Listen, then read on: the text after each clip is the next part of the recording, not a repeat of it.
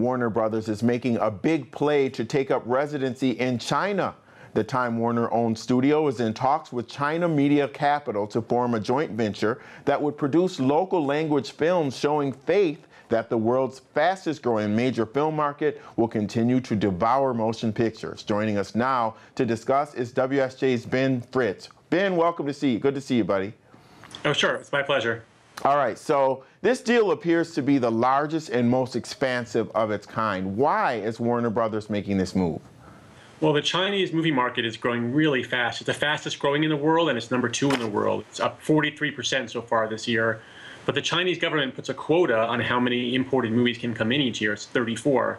So for a Hollywood studio like Warner Brothers, they can only get in, a few movies per year under that quota. And if they want to take advantage of all the growth in China, they need to be making movies inside the country. And in order to do that, you have to form a joint venture. You can't do it yourself as a foreign company.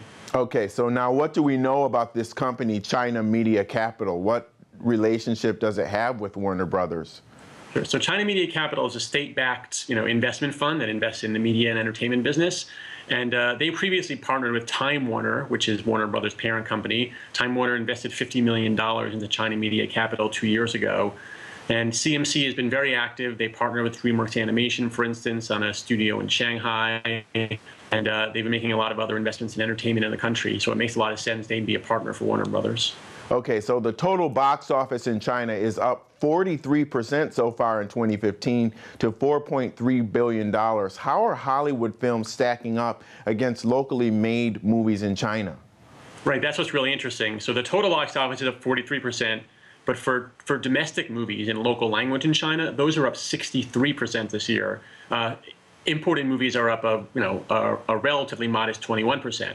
So again, a lot of the growth is in local films. Chinese audiences are more and more interested in local films. And so again, if a studio like Warner Brothers wants to take advantage of this market, they want to reach this audience, they can't just try to bring in their own movies. They need to be making movies in the country. And for a company like China Media Capital, they want to make more movies, but they don't know as much about making movies as an experienced Hollywood studio like Warner Brothers. So they get together.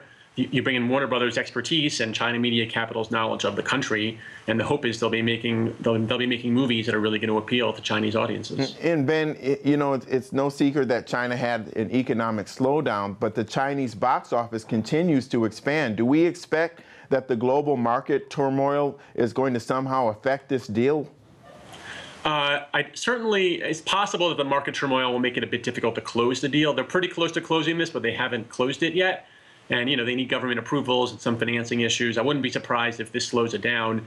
But the general thesis of this, which is that there's a lot of opportunity in the Chinese movie market, there's no signs of that slowing down. It would take a huge economic meltdown for Chinese to stop going to the theaters. They seem to be doing that more and more. And, the growing middle class in China is very interested in going to the movies. I don't see that changing anytime soon. Good stuff, Ben Fritz. Thanks a lot for joining us today. Sure. Thank you for having me.